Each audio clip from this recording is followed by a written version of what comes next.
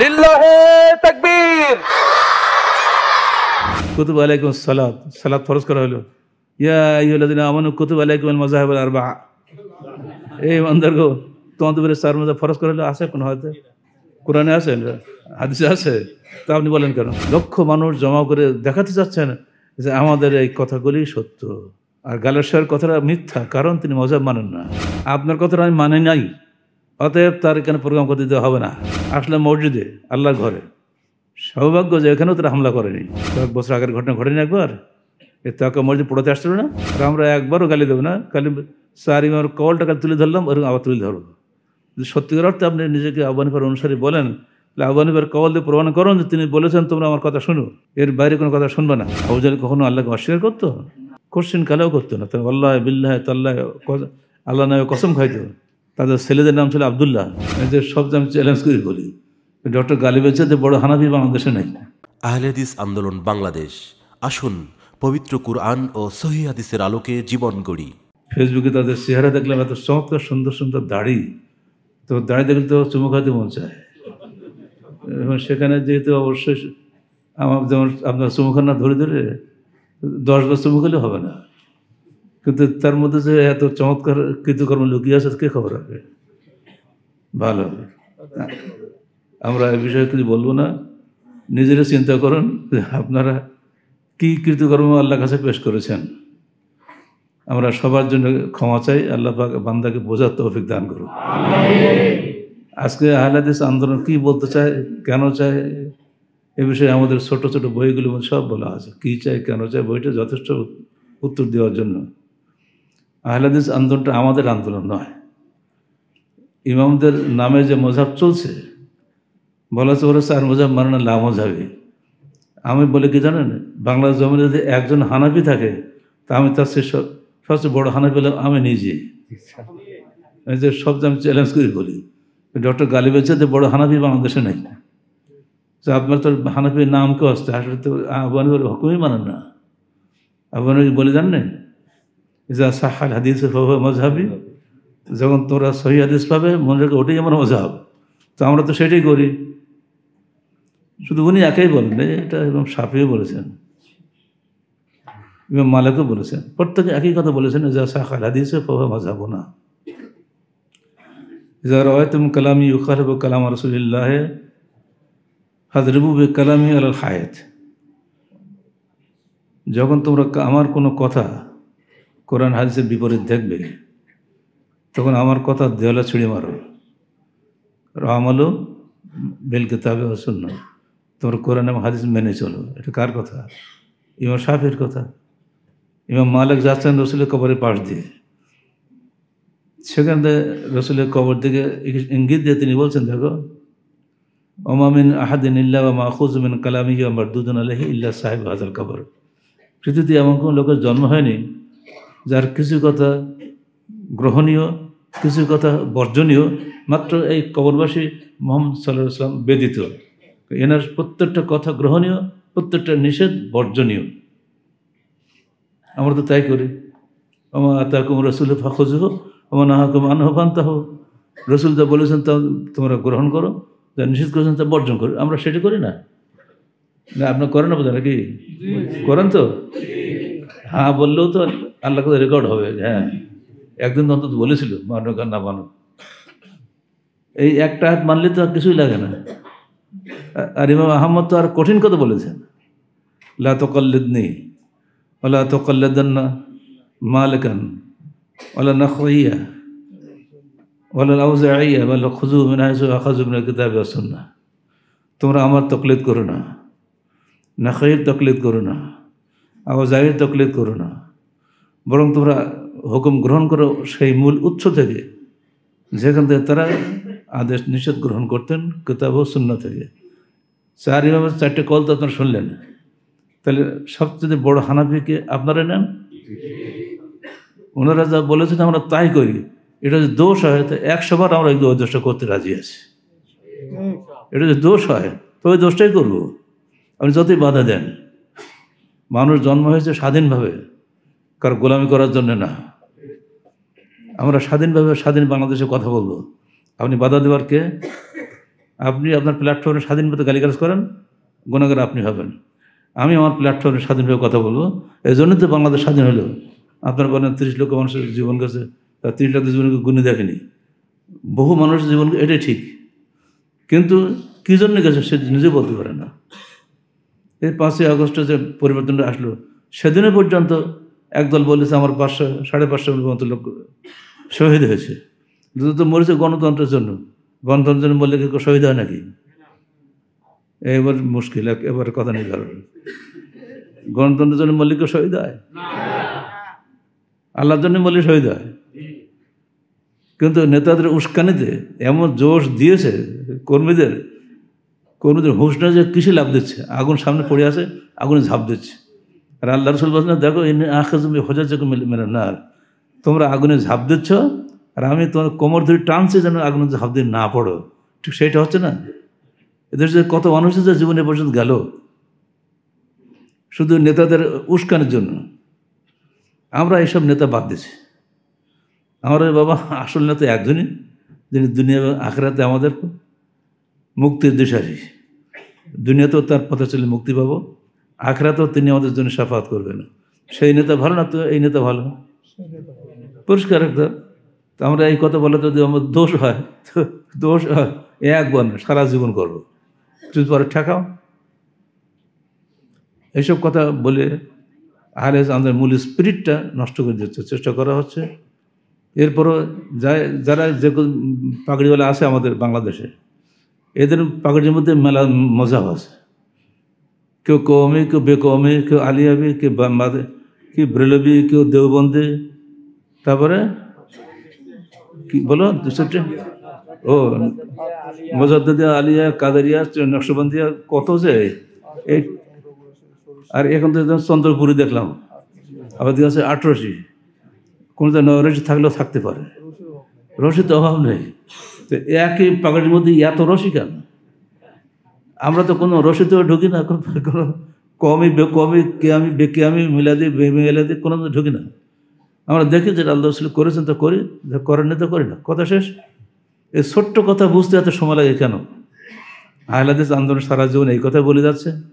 আর আমার জীবনের প্রায় 46 বছরের সাংগঠনিক জীবনটা গেছে এই করতে করতে। কলেজ লাইফটা শুরু করেছে, এখনও চলছে। কলেজ ইউনিভার্সিটি শেষ করে দিয়ে মরা লাইনে চলে এসছে আমরা এখন। কিন্তু একই কথাই বলেছে, কিন্তু মানুষকে বোঝাতে পারছি না। এটাই স্বাভাবিক, বলে যাচ্ছি, মনে রাখবেন। সিলেটের মাটি আপনার বলে পুণ্যভূমি, আমি এটাকে পুণ্যভূমি বলি না। পৃথিবীতে পুণ্যভূমি মাত্র 2টা। কোনটা কোনটা বলুন তো? মক্কা এবং মদিনা। মক্কা সালাত আদায় করলে 1 লাখ গুণ নেকি পাওয়া যায়, আর মদিনায় পড়লে 50,000 গুণ, তাই তো? 1000 গুণ। এই 2টা মসজিদ ছাড়া যত মসজিদ আছে পৃথিবীতে সব মসজিদ নাকি সমান। একা পড়লে 10 নাকি, আর জামাতে পড়লে 27 নাকি, 27 গুণ বেশি নাকি, তাই না?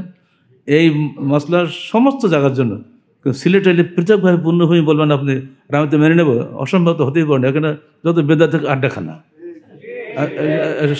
শিরকের আড্ডাখানা, আর সেটা আমি বললাম পূর্ণভূমি। হ্যাঁ, যদি বলে এখানে হয়তো শাহজালাল আসছেন, তিনি জায়নামাজ ঘুরে 360টা সৈন্য নিয়ে আসছিল। জায়নামাজে যে চড়তে পারছে না জানি কত নেককার মানুষ। যদি এটাই যদি সঠিক হতো, আল্লাহ নবীকে দেখাইতে হবে তিনি কবে জায়নামাজ যুদ্ধ করতে গেলেন, বদরের যুদ্ধ, ওহাদের যুদ্ধ, খন্দক যুদ্ধ করেনি। তিনি কখনো জায়নামাজ যায়নি। তিনি ইচ্ছে করলে অনেক কিছু করতে পারতেন, আল্লাহকে চাইলে তাহলে দিতে সব কিছু। না, এসব ধোঁকাবাজি, এগুলোর মধ্যে ঢুকবে না। এগুলো ব্যবসা ফাঁপানোর জন্য যা যা করণীয় এরা তাই বলে। ছোটো ছোটো বই বের করে, আমার হুজুরের দোয়ায় অমুক মরা মানুষ জেন্দা হয়ে গেছে। তো তোর ছেলে যে মরে না, মুরিদের ছেলে মরুক, সে জেন্দা দিয়ে দেখি পারিস। মরে যে কবে পূর্ণ গল্প করবে, করে লিখে দেবে। আমি নিজে ভুক্ত হই ভাই, আমার কন্যা বলবার আপনার সঙ্গে, আমি এখানেও গেছি। সে গল্প করলে তো আপনার রাগ হবে, ওটা বলা হবে না এখন। আমার সঙ্গে ছিল, কি এর নাম, আব্দুল সবুজ ছিল আমার সাথে। ও আমাকে হাতে টান দিয়ে, স্যার আসেন, শিখে আসেন। ও বুঝছে যে স্যার খেপে যাচ্ছে, খেপলে মুশকিল হয়ে যাবে। বলছে জানেন যে এই পচা পানি পোকা কিলবিল করতেছে, এই পানির সঙ্গে জমজম করে লাইন আছে।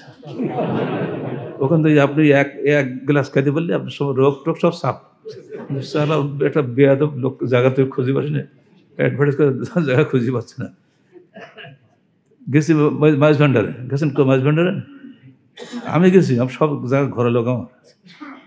মাছ ভান্ডারে গেছি, উজু করতে পারছে, পাশে একদম চলে আসে, স্যার মারলে একটা বদনা, জোরে ঝুড়ি মারি দিল। তো তার মুরিদের সঙ্গে আবার আরেক মুরিদ আছে, সে এসে বলছে যে ওস্তাদজি আপনি কি বলে বালতি মারি দিলেন কেন, বদনা মারি দিলেন কেন? আরে ভেদ আছে, ভেদ আছে। কী ভেদ? আমি দেখলাম যে কাবা করে কুকুর ঢুকতেছে, তাই বদনা মারি চাই দিলাম। আমাকে শোনাচ্ছে, গায়ে সাদা পোশাক দেখছে তো, একে মুরিদ করতে পারলে একটু টাকা বেশি পাওয়া যাবে, একে টাকা দেওয়ার লোক।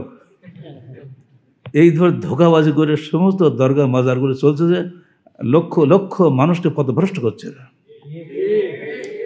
এগুলো থেকে আপনাদের সাবধান থাকতে হবে। সাবধান করার দায়িত্ব আমাদের, মানা না মানা আপনার ব্যাপার। আপনার ছেলে মেয়ে সুস্থ আছে কি অসুস্থ, রোগ দেন কে? আল্লাহ না? আর আরোগ্য করেন কে? বিশ্বাস করেন ঠিকই আছে, কিন্তু কাদের বলে? দেখি একটা মান্যত করি, যদি খাটে তো খাটলো, না খাটলো রামও ঠিক রাখি, রহিমও ঠিক রাখি। এই দুই নৌকে পা দিলে কোনোটাই আপনার হবে না। দৃঢ় বিশ্বাস থাকতে হবে তৌহিদের উপরে। তৌহিদের কোনো মার নেই। ইব্রাহিম আলাইহিস সালামকে আগুনে নিক্ষেপ করেনি। তৌহিদকে শিরিক কখনো পোড়াতে পারে না। ইব্রাহিম তার বাস্তব প্রমাণ। পুরা ইরাকে একজন মাত্র মানুষ ছিলেন যিনি তৌহিদপন্থী।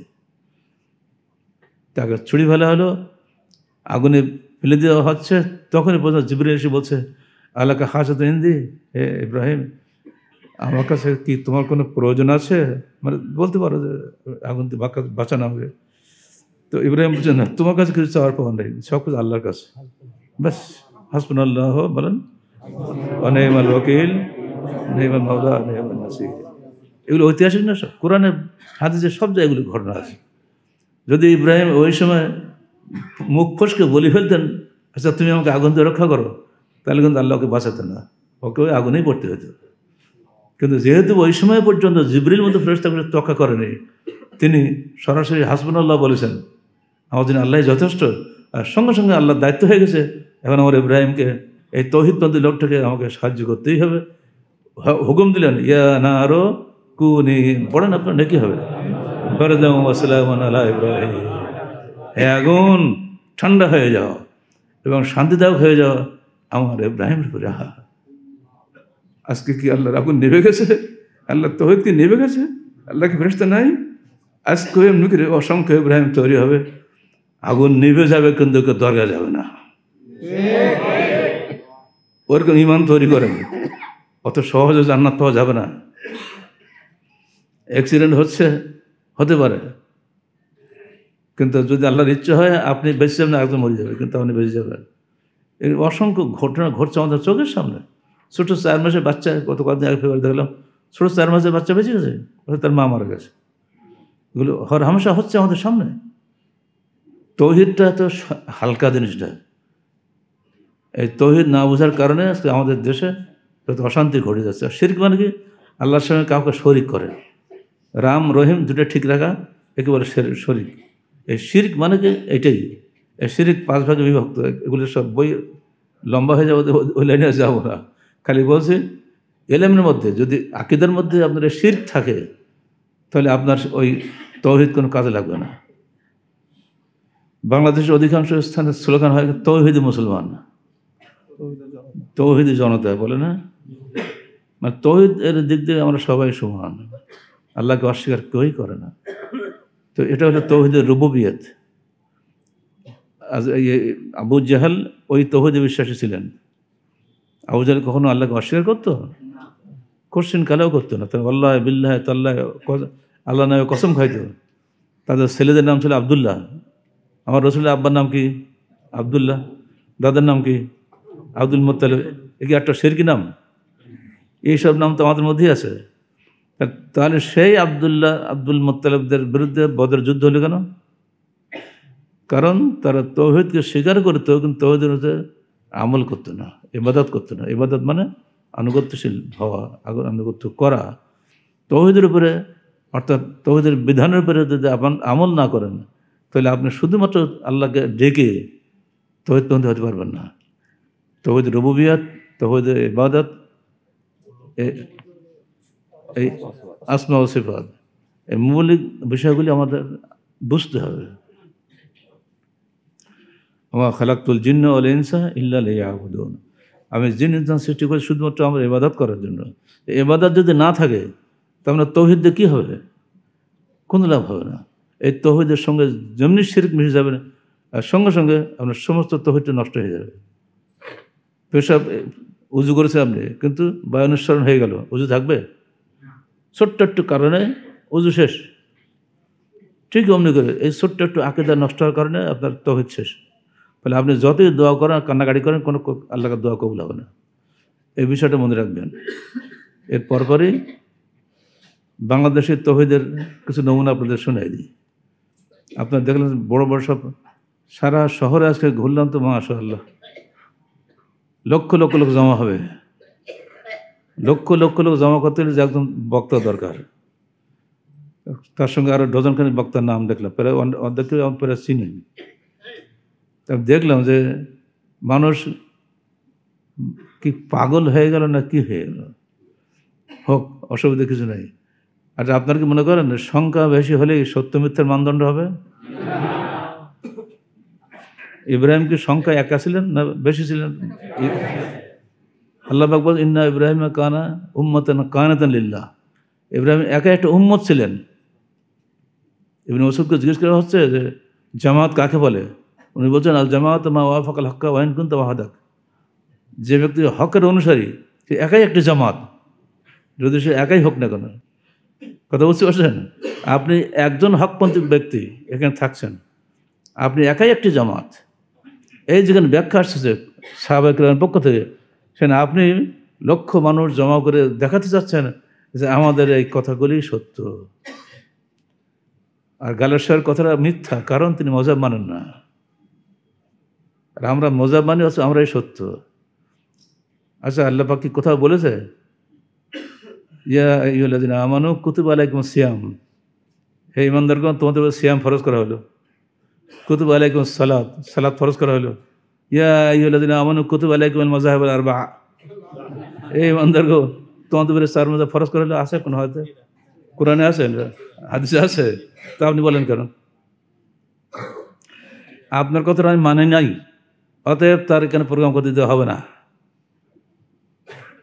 আসলে মসজিদে আল্লাহর ঘরে, সৌভাগ্য যে এখানেও তারা হামলা করেনি। হয়তো একটু হয়তো একটু মনে করেছে, যদি আবার সেই কয়েক বছর আগের ঘটনা ঘটেনি একবার, এ তাকে মসজিদ পড়াতে আসছিল না, দুই মেয়র মিলে, বিএনপি মেয়র আওয়ামী লীগের মেয়র মিলে। আব্দুল সৌর আমাকে ফোন করলো, আমি তো কুমিল্লা বুড়িচঙে মাদ্রাসা উদ্বোধন করতে গেছিলাম। যাই হোক, উপরের দিকে আমার জানাশোনা ছিল, ফোন করলাম, 10 মিনিটের মধ্যে এটা বন্ধ হয়ে গেল। কিন্তু তখন আপনারা দুই দলের নেতারা মিলে এই মসজিদ কেন ভাঙতে আসছিলেন? এই মসজিদ কিন্তু কোন দোষ ছিল? তো সেদিন যখন আপনারা ভাঙতে আসছিলেন, আপনাদেরকে অপরাধ বোধ একটু বাধা দেয়নি? আজকেও যে আপনারা ভাঙতে আসেননি, গালেশ্বরকে ঢুকতে দিয়েছেন, সেদিন আপনাদেরকে ধন্যবাদ জানাচ্ছি। ধন্যবাদ দিতে হবে না? আল্লাহ পাক তাদের মধ্যে এই অপরাধ বোধটা যেন আরও জাগিয়ে দেন, তাহলে আগামীতে আমার ওপেন সম্মেলন করতে বাধা হবে না ইনশাআল্লাহ। আপনারাও করেন সম্মেলন, আমরাও করি। আপনারা চারমানের পক্ষে 1000 বার গালি দেন, আর আমরা একবারও গালি দেবো না। খালি চার ইমামের কওয়ালটা খালি তুলে ধরলাম, ওরকম আবার তুলে ধরবো। যদি সত্যিকার অর্থে আপনি নিজেকে আহ্বানীফার অনুসারী বলেন, তাহলে আহ্বানীফার কওয়াল দিয়ে প্রমাণ করুন যে তিনি বলেছেন তোমরা আমার কথা শুনো, এর বাইরে কোনো কথা শুনবে না। কিন্তু তারা সবাই বলে দিয়েছেন যে সাহাল হাদিসও ফাহুয়া মাযহাবি, যখন হাদিস সহিহ পাবে সেটাই আমাদের মাযহাব। এই কথা যদি আল্লাহ কোনো বান্দা বলে, আপনি তাকে লামজাই বলবেন? আসল মযহাব তো তার কাছেই, সে মযহাবে রাসূল, তাই না? আর আপনার মযহাব তো মযহাবে আবু হানিফা, রাসূল কোথায়, আবু হানিফা কোথায়? দুর্ভাগ্য আমাদের। সঠিক কথা বলতেও দেব না, মানবও না, কিন্তু আমার কথা থাকতে হবে, কারো কথা চলবে না, এটা হবে না। এটা আপনি যতই বলেন, আল্লাহর বিধানে তো নাই, দেশের সংবিধানেও নাই। প্রত্যেকে স্বাধীনভাবে তার স্বাধীন মতামত ব্যক্ত করতে পারে, আপনি আটকাতে পারেন না। আপনার যেটা পছন্দ পূরণ করবেন, পছন্দ নয় বাদ দিবেন। এরপরে আসলো শিরকের কথা বলছিলাম। আপনি ইন্ডিয়া ট্রিটমেন্টের জন্য প্রায় যান, আর ইন্ডিয়া গেলেও সবাই ওই নিজামুদ্দিন আউলিয়া যে মাজার আছে না, ওটা কি বলে, খাজা খাজা খাজা চিশতি, ঠিক আছে, খাজা মরিদ চিশতি। খাজার দরবার যায় না এমন বাঙালি বোধহয় নেই। ইন্ডিয়া যদি ঢোকে কেউ ট্রিটমেন্টের জন্য যাচ্ছে, স্বাস্থ্য মেডিকেলের সার্টিফিকেট নিয়ে যাচ্ছে ভিসা নিয়ে, ওখান থেকে মেডিকেলের সঙ্গে সঙ্গে তারা আর এক মেডিকেল করে আসতেছে। ওখানে যে কিছু নজর নিয়ে দিয়ে আসি, আর দিয়ে ডাক্তার কাছে ওষুধ খায়, যেটা খাটে একটা খাটবে তো। এই ধরনের বাঙালি যদি ইন্ডিয়া যায় তো তাদের লাভ না। সেখানে গিয়ে যা হয় তা তো আপনারা বুঝতেই পারছেন।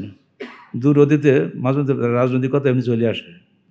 মিস্টার নেহরু যখন প্রধানমন্ত্রী হলেন, মানে ইন্দিরা গান্ধীর আব্বার নাম ছিল জওয়াহরলাল নেহরু, তো ভারত পাকিস্তান ভাগ হয়ে গেল না 1947 সালের 14 আগস্টে। তো তখন উনি গেছিলেন ওই খাজা মরিউদ্দিন চিশতির দরগায়। তো সেখানে গিয়ে দেখলেন যে লোকে লোকারণ, দেখলেন যে ওনার হিন্দু ভাইরাও সেখানে আছে। কিন্তু হতভম্ব, কি কেন হিন্দু কেন, এ তো মুসলমানদের দরগা। পরে উনি বুঝলেন আসলে এখানে রোগ সারে বলে সব আসে। ভাষণ দিলেন, প্রধানমন্ত্রী কিন্তু ভাষণ দেবেই, বুঝতে তো পারছেন। দেখো हिंदू और मुसलमान भारत माता का 2 संतान है, तुम सब लोग मेरे भाई है। हिंदू और मुसलमान भारत माता के 2 संतान है। হলো কথা ঠিক হলো? ও কিন্তু ওনার নিজস্ব আকিদার মতো ঠিকই বলেছেন। ওরা সব কিছু মা মনে করে না। পৃথিবীকে আমরা কী বলি, ব্রহ্মাণ্ড বলি না, ব্রহ্মার অণ্ডকে বলে ব্রহ্মাণ্ড বলা হয়। কিছুদিন আগ পর্যন্ত আমরা এগুলি বলে আসছি, বিশ্ব ব্রহ্মাণ্ড, এটা বলবেন না। ব্রহ্মার ডিম নয় পৃথিবীটা, পৃথিবী আল্লাহর সৃষ্টি, একটা সৃষ্টি, এটা ব্রহ্মার ডিম নয়। ওরা মনে করে, হিন্দুদের বিশ্বাস হলো এটা ব্রহ্মার অণ্ড। সেই বিশ্বাস নিয়েই হিন্দু নেতা জওয়াহরলাল নেহরু বলেছেন, হিন্দু আর মুসলমান ভারত মাতাকে 2 সন্তান হয়।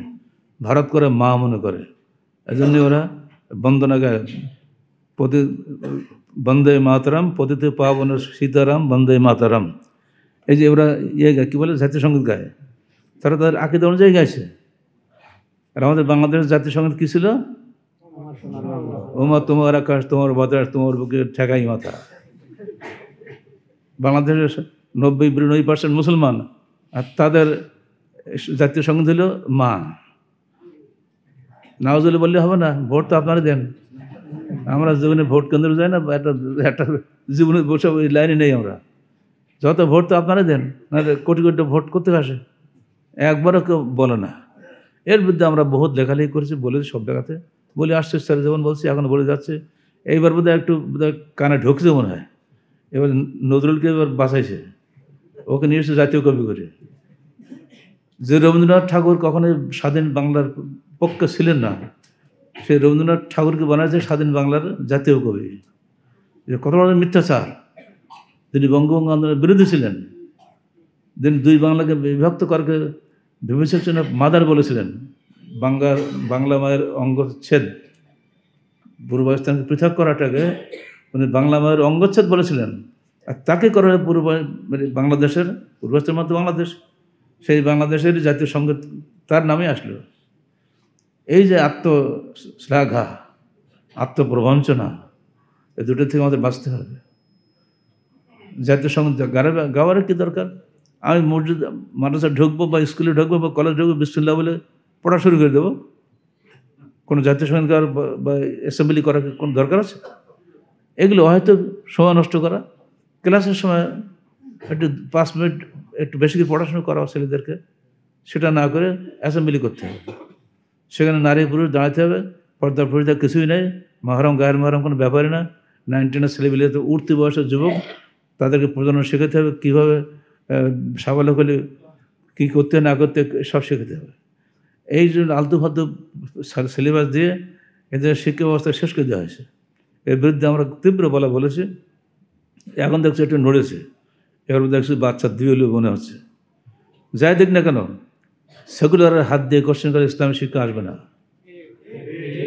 যারা আসছে তারাও তো সেকুলার, তারা তো ফেরেশতা না। এই জন্য আমরা বাধ্য আমাদের আহলে হাদিস মাদ্রাসা শিক্ষা বোর্ড আলাদা করেছে। হাদিস ফাউন্ডেশন শিক্ষা বোর্ড শুনছেন না একটু আগে, আমার ছেলে বললো একটু আগে, হাদিস ফাউন্ডেশন শিক্ষা বোর্ড এর স্বপ্ন আমার 2004 সালের। 2004 সালে তখন তো আমি বাইরে থাকতাম, ফ্রি থাকতাম এখনকার মতো, শিক্ষা বোর্ড অনেক দূর এগিয়ে যেত। কিন্তু 2004 সালে যখন আমরা বললাম তার পর্বে আমি অ্যারেস্ট হয়ে গেলাম। সেখানে থাকলো 3 বছর 6 মাস 6 দিন। এরপরে মামলা চালাতে হলো 8 বছর 8 মাস 28 দিন। এই যে 8 বছর ধরে এই মামলা চালাতে গিয়ে অবস্থা কোথায় গেছে বুঝতে পারছেন? তাহলে পুরা পরিকল্পনাটাই নষ্ট হয়ে গেছে।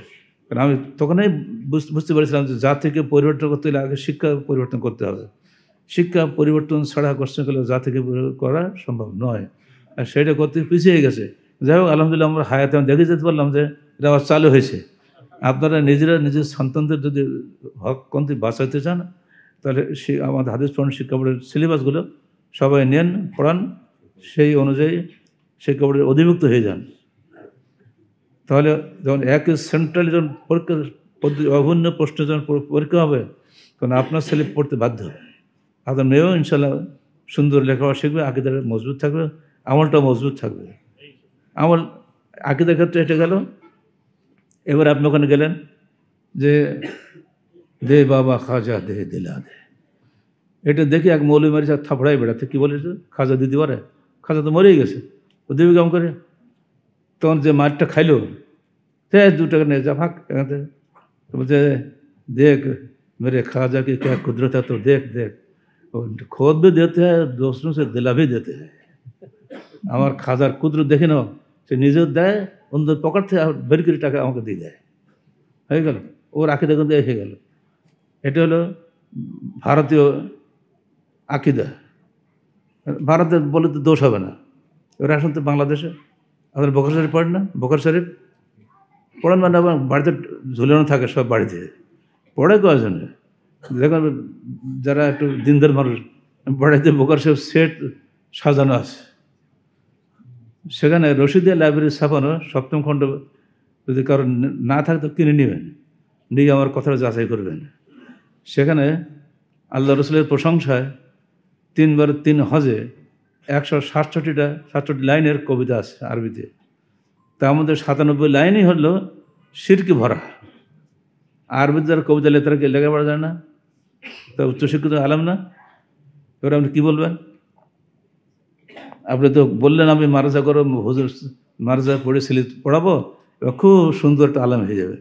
কী আলেম হবেন? এই দেখেন, সালামুন মিন আজিজুল হক আবদিন আতাকা গায়রা বিল মারায়া গায়রা উদ্দাহ।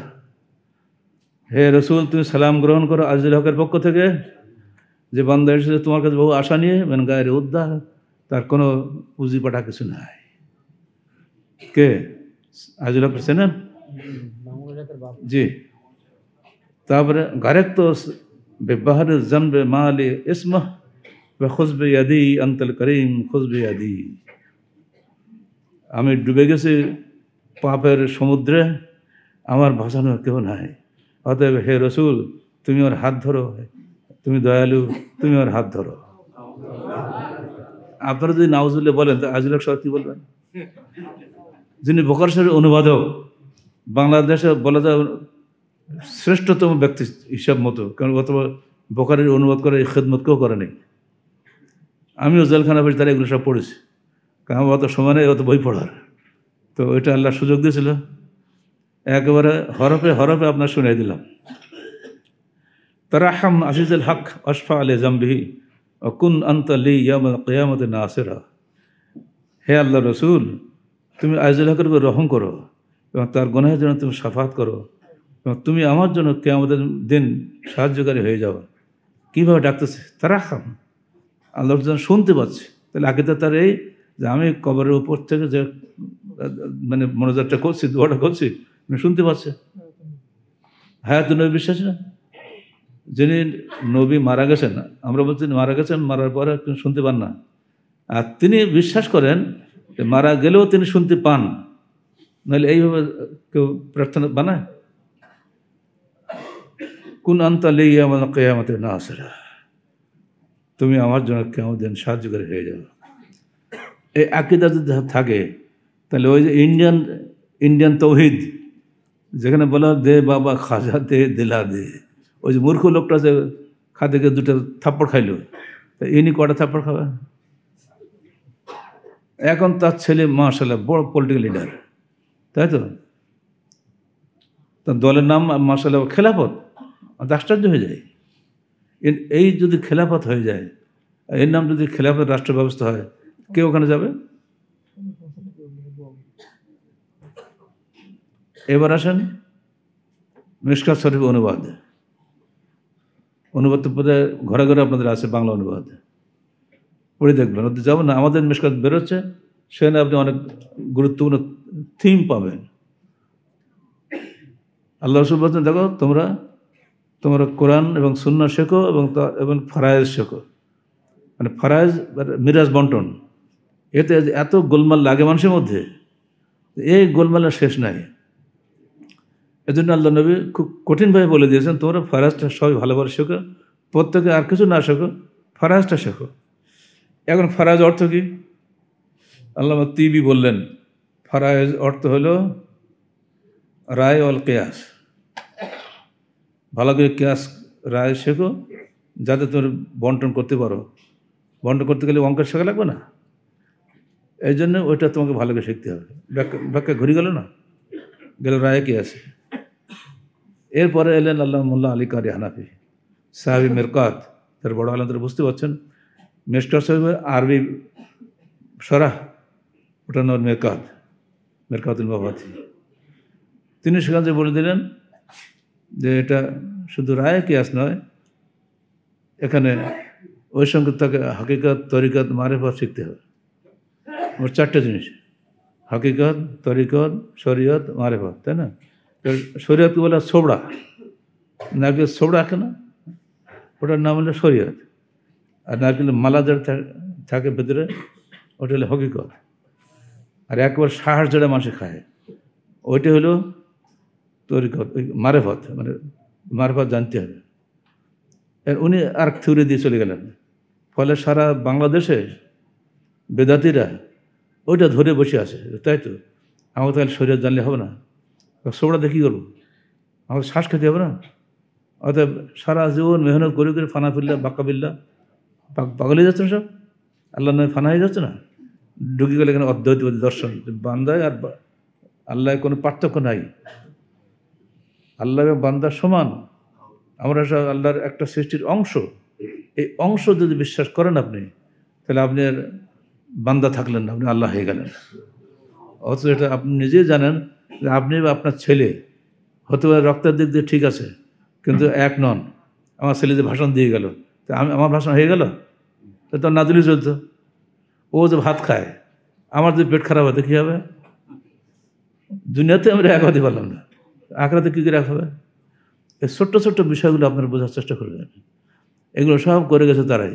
এবার যারা বাংলা অনুবাদ করলো মিশকাত শরীফে, তারা এসে আরও সুন্দর করে ব্যাখ্যা দিলেন যে রায়, কিয়াস, ইজমা, এ সব কিছুই কোরআন হাদিসের মূল ভিত্তি থেকে এসেছে, বিধায় চার মজাব মানা খরচ। দুধ থেকে ঘোল হয়, ঘোল আর দুধ তো এক দরে বিক্রি হয় না। দুধ থেকে মাখন হয়, মাখন আর দুধ তো এক হয় না। কিন্তু উনি এসে আরও ব্যাখ্যা বেশি দিতে করে দিলেন, চার মজাব মানা ফরজ। চার মজাব আসলে তো কোরআন হাদিস থেকে এসছে, অতএব আপত্তি কোথায়? এইভাবে এত বড় বড় মহাদ্দেশরা যদি বড় বড় বইয়ের মধ্যে লিখিত চলে যান তারা, তাহলে বান্দা বা আমরা যারা সাধারণ আলেম আমরা কী করবো? উসুলে ফেকা তৈরি করা হলো, আল খাস বায়ান লেকুনি বাইনা, খাস হলো বায়ান, সে একাই ব্যাখ্যা যথেষ্ট। আল্লাহ রসুল বলছেন, দেখো তোমরা একজন লোক সালাত আদায় করলো, খুব দ্রুত সালাত আদায় করলো, চললে ফাইন লাগলাম তো চললে, ওঠো দাঁড়াও, কারণ তুমি সালাত আদায় করো নি। বলছে, হে আল্লাহ রসুল, আমি কী ভুল করছি? তুমি ভুল করছো এই, তুমি ধীরে ধীরে সালাত আদায় করছো না কেন? দ্রুত সালাত আদায় তো করা যাবে না। আপনি ব্যাখ্যা দিলেন, এ খাসের কোনো ব্যাখ্যা লাগে না, লেকুন হি বাইনান, কারণ নিজেই যথেষ্ট ব্যাখ্যার জন্য। আল্লাহ বলছে আর কাউ অসজুদু, রুকু করো সেজদা করো। যদি আপনি রুকু করলেন না সেজদা করলেন, দ্রুত হোক আর আস্তে হোক, তাতে কিছু যায় আসে না। হাদিস বলছে মধ্যকালে বুখারী মুসলিম হাদিস, ধীরে ধীরে সালাত আদায় না করলে সালাতই হবে না। আর আপনি ব্যাখ্যা দিলেন রুকু তো হয়েছে, সেজদা তো হয়েছে, অর্থাৎ ধীরে ধীরে করুক বা না করুক তাতে কিছু যায় আসে না। আপনি যায় আসে না বলে মালিক কেমন হলেন? যেসব ছাত্ররা মাদ্রাসায় পড়ে, অন্তত উপরের ক্লাসে পড়ে, তাদের মাথায় এইগুলো ঢুকিয়ে দেওয়া হয়েছে, ফলে আলামরা সব পথভ্রষ্ট হয়ে গেছে। আহলে হাদিস আন্দোলন বাংলাদেশ পরিষ্কারভাবে বলতে চায়, যেখানে কোরআন এবং হাদিসের ব্যাখ্যা আসছে যদি সব সহি হয় ওটাই ফাইনাল। এখানে আপনি আমি নিজে কিছু যোগ বিয়োগ করতে পারবো না। এই মৌলিক বিষয়টা আপনারা বুঝতে পারছেন? এখন বুঝতে পারছেন তো? এটা বুঝলে আমাদের মেহনত সার্থক, বেশি বোঝার দরকার নেই। প্রতিটি কাজেই আপনি দেখবেন কোরআন এবং সহিহ হাদিসে আছে কি না, থাকলে মানবেন, না থাকলে ছাড়বেন। ওমা আতাকুম রাসূল ফাখুযুহু ওমা নাহাকুম আনহু ফান্তাহু। আল্লাহ রসুল তোমাদের যা বলেছেন তা গ্রহণ করো, তা নিষেধ করেছেন তা বর্জন করো। পরিশেষে একটা বিষয় আমরা আপনাকে ইঙ্গিত দেবো, আহলে হাদিস এখন বহু দলে বিভক্ত, অস্বীকার করতে লাভ নেই। সবাই কিন্তু আমল সহিহ হাদিস অনুযায়ী করে, কিন্তু একটা হাদিস তারা মানেন না। সেটা কি? জামাতবদ্ধ জীবন। আল্লাহ রসুল বলছেন আল জামাত রহমতুন আর ফরকাত আযাব। জামাতবদ্ধ জীবন হচ্ছে রহমতের জীবন, বিভক্ত জীবন হচ্ছে আযাবের, অশান্তির জীবন। মান আরাদা মাহবুবাতাল জান্নাত ফালইয়ালজামিল জামাআহ। যে ব্যক্তি জান্নাতের মধ্যস্থলে থাকতে চায় সেজন্য জামাতবদ্ধ জীবনকে অপরিহার্য করে নেয়। আপনি আলেম মানুষ তো, আপনি বহু ব্যাখ্যা দেবেন, কিন্তু আমরা সহজ সরল মানুষ এটি বুঝি। আমরা যারা সহিহ আকীদার লোক বলি, আমরা তাদের ঐক্যবদ্ধ থাকা উচিত। একই লক্ষ্যে একই কর্মে পরস্পরের সহযোগী থাকব। এবং সারা বাংলাদেশে যদি আজকে আহলে হাদিসদের কথা বলা প্রায় 4 কোটি নাকি বলা হয়, যদি আমরা 1 কোটি লোকও ঐক্যবদ্ধ হতে পারি, তাহলে আমরাই যে একটা শক্তি, আমরাই দেশ পরিবর্তন করতে পারি। এইটা আমরা হব না। আলেমরা প্রতিজ্ঞা করেছেন আমার কারণ নিয়ন্ত্রণে থাকতে রাজি নেই, আমি একাই 100। তারা কাউকে আমিরও মানে না, কারণ মামুর হতে চায় না। অবশ্য এটা নিষেধ। আপনি সালাত আদায় করেন, এটা মসজিদ, এটা সালাতে জামাত করেন না, আমির একজন ইমাম দিতে হবে না? ইমামের সাথে মুক্তাদি বড় আলেম হলেও তাকে ওই ইমামের আনুগত্য করতেই হবে। সালাত তো দেখিয়ে দিচ্ছে আমাদের ইমাম মধ্যে কীভাবে করতে হয়, কীভাবে আমির মানতে হয়। এই প্র্যাকটিক্যাল ট্রেনিং থাকা সত্ত্বেও আলেমরাই এই হাদিস মানে না। এটা আমার জন্য দুঃখের কথা বলছি। আমার সার্বিক জীবনের সারৎসার এই, যে কোনো মূল্যে আমরা ঐক্যবদ্ধ থাকব, কোনো অবস্থাতে বিভক্ত হব না। আমি যেখানে আমরা বসে কথা বলছি এরাও কিন্তু বিভক্ত, এরা তাকওয়া মসজিদ ভিত্তিক সব কিছু, এর বাইরে তারা চিন্তাও করে শুনতে রাজি না। আমরা কিন্তু এটা পছন্দ করি না। আন্দোলনের সবাই এক লক্ষ্যে এক পথে যদি চলতে পারি আমরা, তাহলে একটা শক্তি হব। আঞ্চলিকভাবে অবশ্যই আমরা কাজ করে যাব, কিন্তু একই লক্ষ্যে নাবিক একটা হবে। নৌকার মধ্যে সবাই যদি নাবিক হওয়ার চেষ্টা করে তো হবে? এটা হবে না।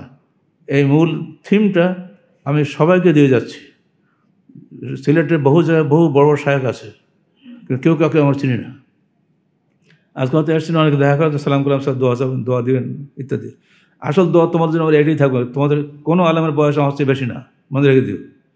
আমার সারা জীবনের সারৎসার এই একটাই, যখনই আহলে হাদিসরা বিভক্ত হয়েছে তখন সুযোগটা নিয়েছি বেদাতিরা। এই সুযোগ কাউকে দিও না, তোমরা ঐক্যবদ্ধ হও। তোমরা তোমার নিজস্ব সকল কাজ করো, স্বাধীনভাবে করো, কিন্তু অবশ্যই মূল নেতা একজনকে মানতেই হবে তোমাকে, নইলে নাবিকবিহীন নৌকা যে কোনো সময় অ্যাক্সিডেন্ট করে ডুবে মরবা। আহলে হাদিস আন্দোলন বাংলাদেশ এই মুভমেন্টের উপরেই সারা দেশ গড়ে তুলতে চায়, ব্যক্তিগতভাবে, জাতিগতভাবে, সমাজগতভাবে। এই সংক্ষিপ্ত কথাগুলো বলে আমি শেষ করে দিচ্ছি। এটা একটা সুন্দর জিনিস আমার সামনে দিয়েছে আল মারকাজ ইসলামিয়া সালাফি সিলেট। এখানে একটা মারকাজ হয়েছে, এটা খুব ভালো কাজ হয়েছে। আপনারা জানেন ইসলাম শুরু হয়েছিল আল্লাহ রসুলের দারুল আরকাম থেকে। সেখানে তিনি শিক্ষা দিতেন। প্রথম মাদ্রাসা পৃথিবীর ইতিহাসে মুসলমানদের মধ্যে দারুল আরকাম, সেখানে বসে তিনি প্রশিক্ষণ দিতেন। সেখানকার প্রশিক্ষণপ্রাপ্ত লোকে হলো আবু বকর, ওমর, ওসমান, আলী সব সেখান থেকে।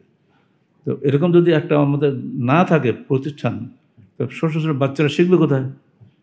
ওরা সারা জীবন মাথা ধোলাই হবে স্কুলে, আর আপনার কাছে এসে দুটো আরবি ফার্সি শিখলে, ইংলিশ লেভেল, ও লেভেল, এই লেভেল, তার ধানাই বানাই লেভেল সব মানে বানাইছে। 11 রকম লেখাপড়া আছে বাংলাদেশে, এসব ইসলামের নামে ধোকাবাজ শুরু হয়েছে। এই দু চারটে আরবি শিখলো, তালাবুল ইলমে ফরিদুদ্দিন আল্লাহ কুল্লি মুসলিম, এই চারটে আমার ছেলে আরবি শিখে ফেলেছে, মাশাআল্লাহ। কি এইসব চলবে না। মাদ্রাসাই মাদ্রাসার নিজস্ব একটা পরিবেশ আছে, সেই পরিবেশে ছেলেমেয়ে গড়ে তুলতে হবে। এজন্য আমাদের আজমাকে ইসলামের সাহাবে সিলেটের ভাইরা শুরু করেছেন।